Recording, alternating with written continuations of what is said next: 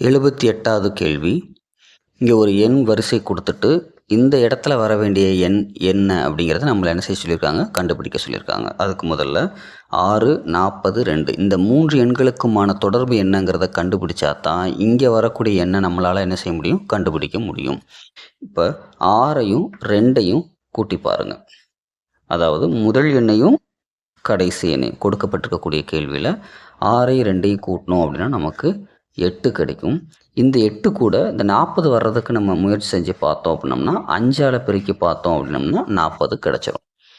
சரிங்களா? அதே போல் இங்கே இருக்கக்கூடிய முதல் எண் கடைசி எண் நம்ம 9ஐயும் 4ஐயும் கூட்டணும் அப்படின்னம்னா 13.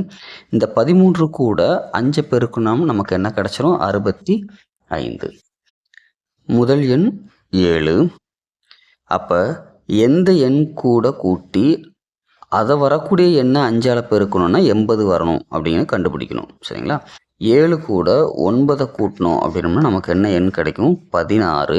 இந்த 16 5ஆல் பெருக்கணும் அப்படின்னம்னா நமக்கு என்ன எண் கிடைச்சிரும், 80 அப்படிங்கக்கூடிய எண் கிடைச்சிரும். அப்போ நம்ம எந்த எண் இங்கே வந்திருக்கணும், 9 அப்படின்னு வந்திருக்கணும். விடை நமக்கு 9.